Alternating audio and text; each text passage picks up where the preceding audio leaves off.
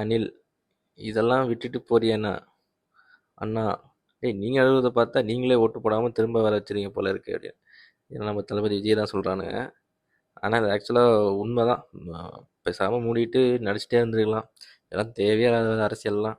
ஆளாளப்பட்ட கலைஞர், எம்ஜிஆர், ஜெயலலிதா, அண்ணா இவங்களே வந்து அந்த பாடுபடுத்துனுச்சு.